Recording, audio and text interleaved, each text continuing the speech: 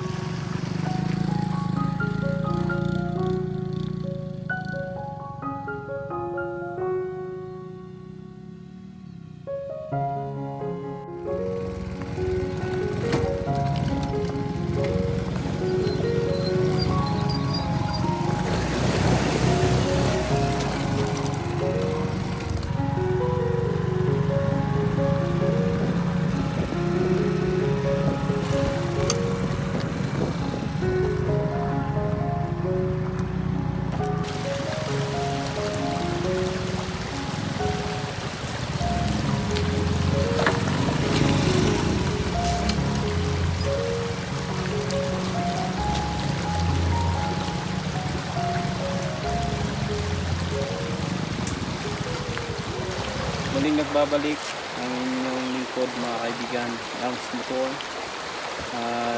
Andito tayo ngayon sa Cabalisian River, baba ng Maliko. At kasama natin muli sila Eli Motor and Vin Motor mga kaibigan, para sa panibagong yugto ng ating motocamping.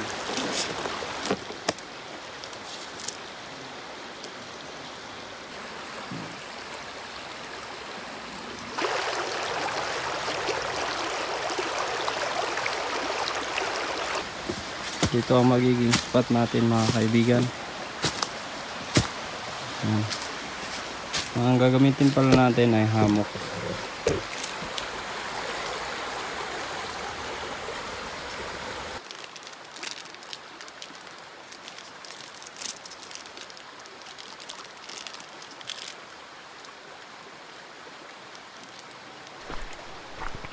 Ayan, so ito yung dala natin. Siyempre, power bank, bigas, cooking set, at hammock yung ating gagamitin. Maglalagay lang tayo ng tarp panangga sa hamog.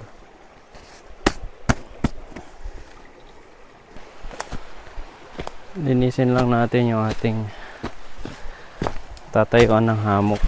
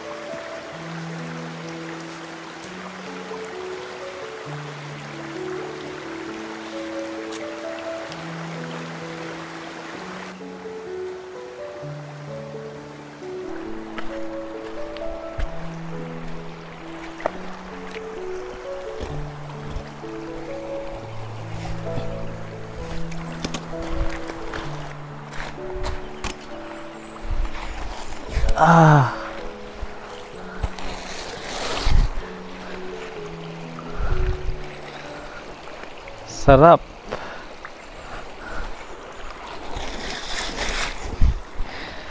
Sarap mag-relax ng ganito mga kaibigan.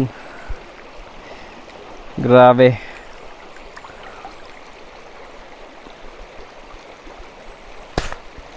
Sa pagod ng biyahe, tapos ganitong view yung maabutan mo, mapupuntahan mo.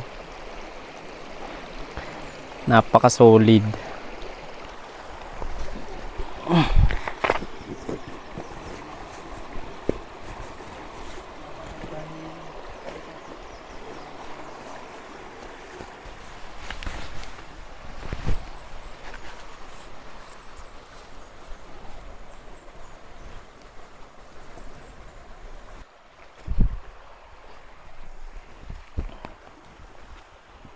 Ayan. Okay na yung hammock natin mga kaibigan. So ito yung ating gagamitin. Matulog tayo mamaya. Tapos natin kumain ng panghapunan. Lalagay pa tayo ng tarp dyan para magkaroon ng panangga sa hamog.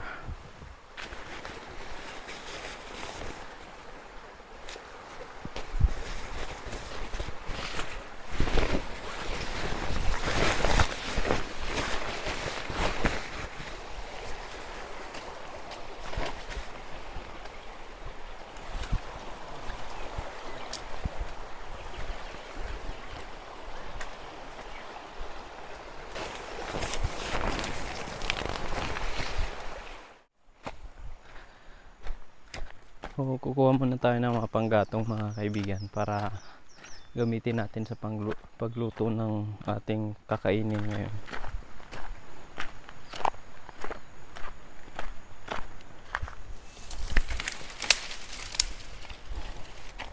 Ito mga patay ito mga kaibigan. Dito lang sa gilid-gilid.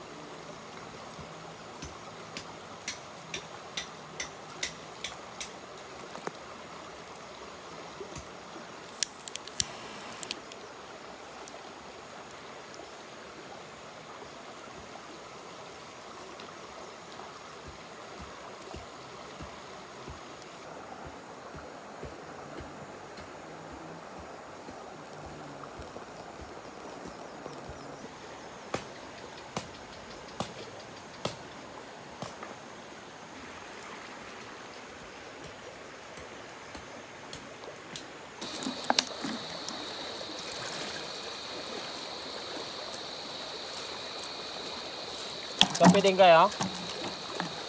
Kape kayo?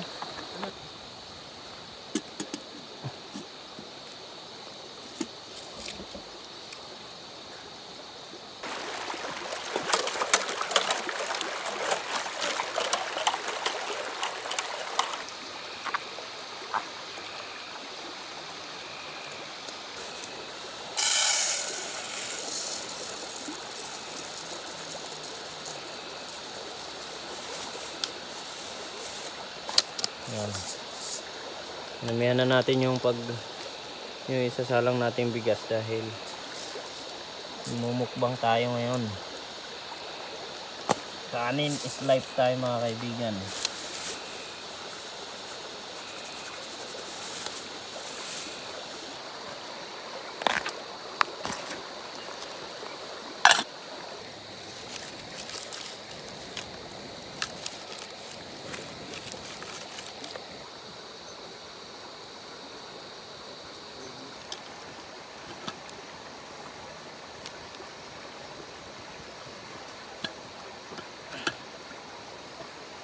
Salang na tayo ng bigas mga kaibigan.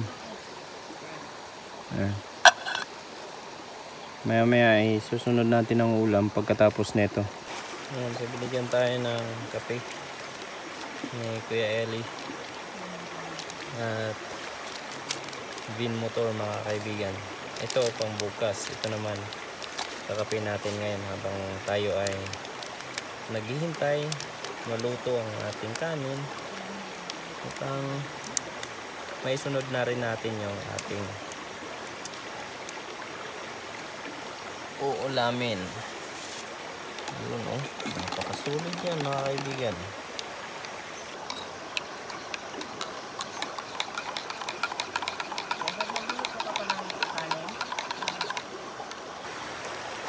Kapit tayo mga kaibigan. At kung bakit naka red light tayo ngayon mga kaibigan ay para hindi tayo lapitan ng mga lumilipad na insekto. Mulo na yung ating kanin mga kaibigan. Sarap yan. Taob yan mamaya mga kaibigan.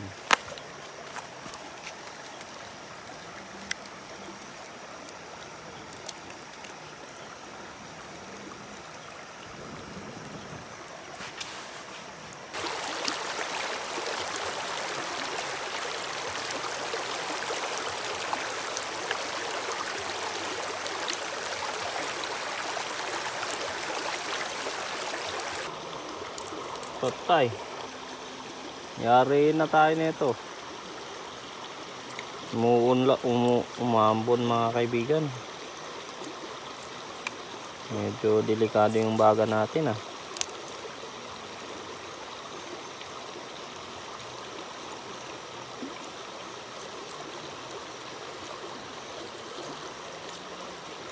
Lagot.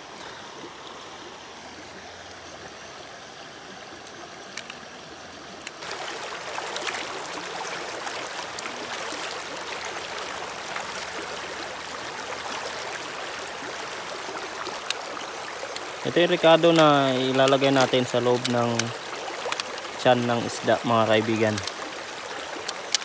Kamatis, sibuyas, tsaka luya.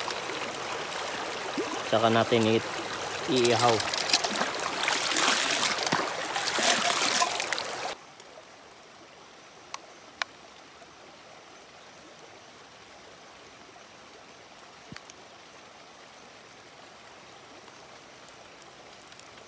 Yari. Hindi maganda to. Uy! Tulong! Ha?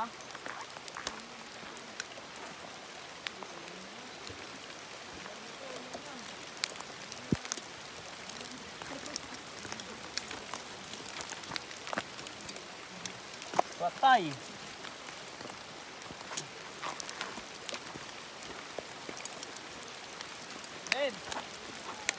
Ben!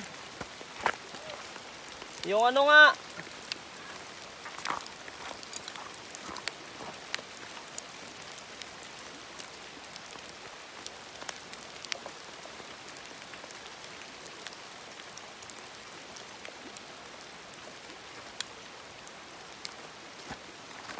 Naitak dyan? Itak. Paano nga rito? Lipat ko lang yung ano ko. Baga.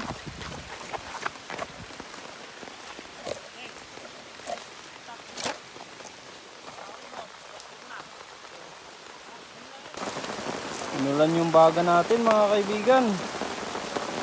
Sayang. Kailangan nating gumawa ng baga ulit na iba. Nabuhat naman natin yung mga kailangan na kuhan.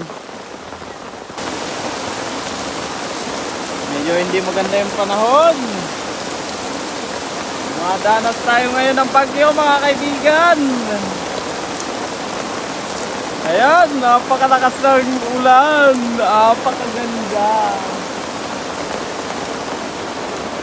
Oh, ha?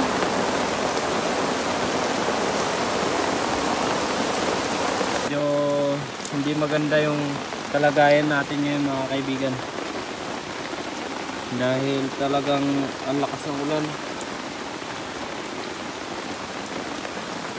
At binasa lahat ng gamit. Ayan.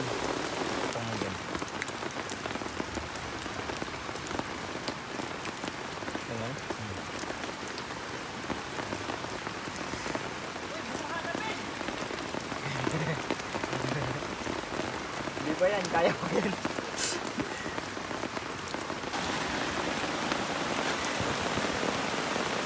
Ito yung first ever camping ko na kung saan inulan kami mga kaibigan.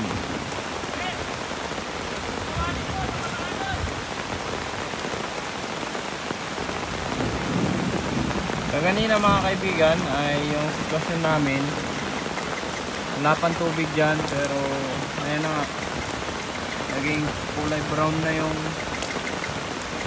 tubig. So, ibig sabihin tumaas yung ulan at maaaring tataas pa yan bukas kasi nga tuloy-tuloy yung ulan. At ang sitwasyon namin ngayon mga kaibigan ay talagang ayun na, naka boxer lang ako, basa rin ako mga kaibigan, pero laban pa rin.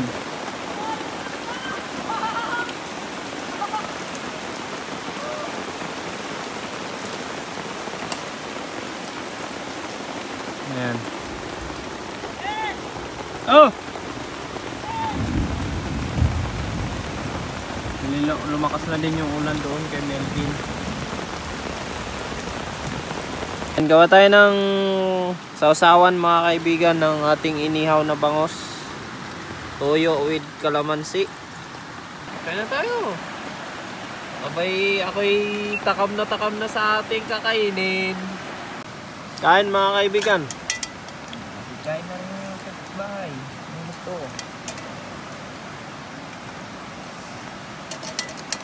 Kutsara pa kayo? Okay. Bangus. Diba sabi mo, bibili ka ng coke? Dito nga. Hindi makalusot yung motor ko dun ah. Ayan ba? So si Elmer, confident pa. Ito, tawilin natin ito ilog din ito. Ay, grabe yun. Tataka ako. yung agos ng tubig, pabaliktad.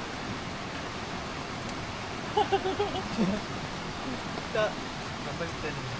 Di ba pag galing ng Maliko, paimugan yon dapat. So, sasalubungin dapat namin yung tubig. Pag ganyan eh. Papunta doon.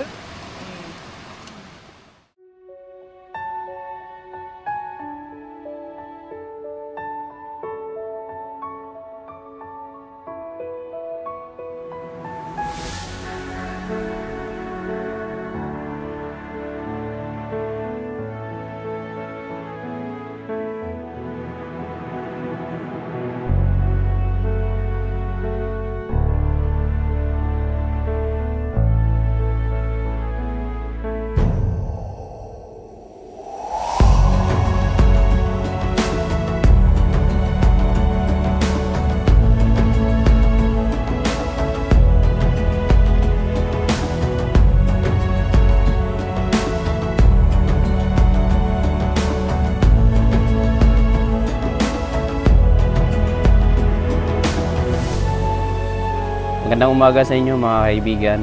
Kagigising lang namin. At medyo hindi maganda yung nangyari kagabi kasi inulan kami at talaga namang napakalakas. Yung lutuan natin kagabi, diyan tayo nagluto kagabi sa baba. Mapapansin nyo yung 3 bato doon. At doon naman si ading ko doon kagabi. At ngayon nandito siya. Nilikas niya yung tent niya kagabi dahil nga inabot ng tubig sa lakas ng ulan kagabi. At ngayon bumaba naman na mga kaibigan, pero kulay brown na yung tubig, unlike kahapon na pwede maganda siyang liguan. Prepare tayo ng apoy.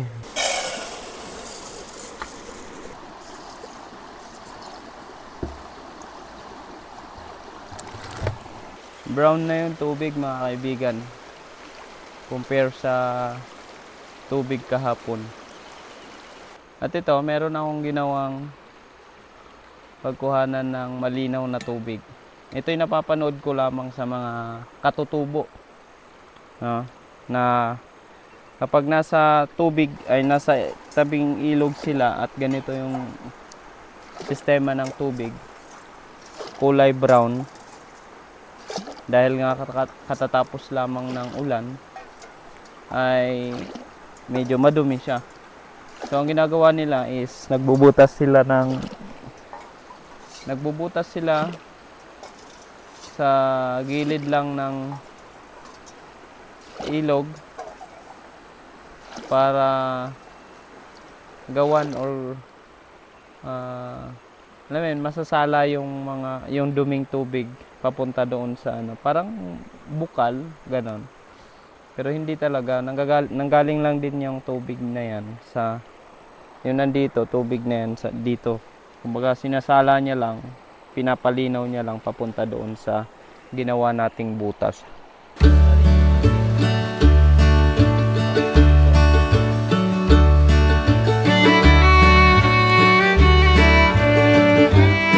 Nakikita niyo ba yan?